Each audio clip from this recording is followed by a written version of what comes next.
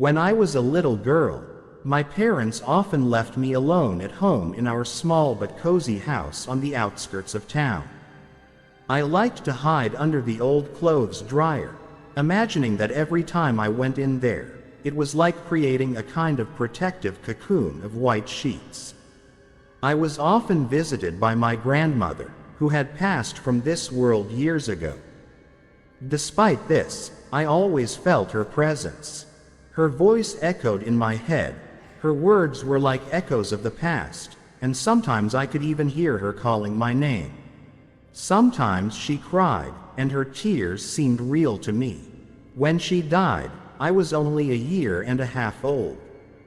For a long time I could not free myself from thinking about her. The noise in my head wouldn't stop, and sometimes it became unbearable. But over time I learned to cope with it. When I went to school, I started having panic attacks. At night I would wake up in a cold sweat, as if from a nightmare. I couldn't understand why this was happening to me.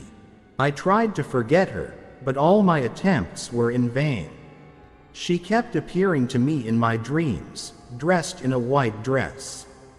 Her appearance was blurred like an old photograph, but her voice was as clear as ever. She never said anything special to me, just said my name and walked away, leaving me with a feeling of unknown fear.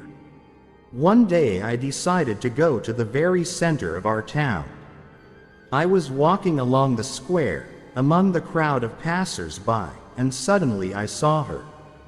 She was standing with her back to me, in a white dress, with a short haircut, just like in my dreams. My heart sank, and an icy pain ran through my veins. She turned toward me, and I heard her voice. It sounded much louder than before.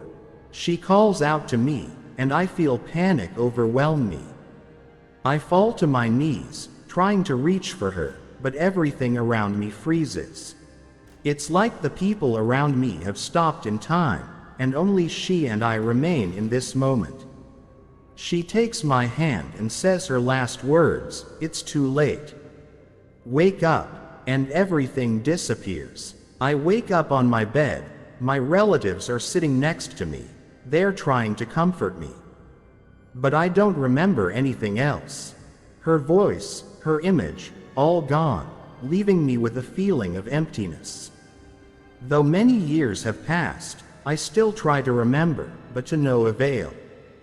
After that incident, I decided to immerse myself in the study of dreams and psychology. I attended counseling sessions with psychologists, studied dream literature, and tried to find answers to my questions. But the deeper I delved into it, the more questions I had. Over time, I began to notice strange coincidences in my life.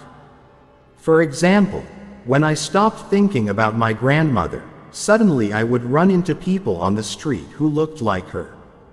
Or when I would accidentally find a picture of her in an old album, and a few days later I would meet someone on the street who looked like the person next to her in the picture.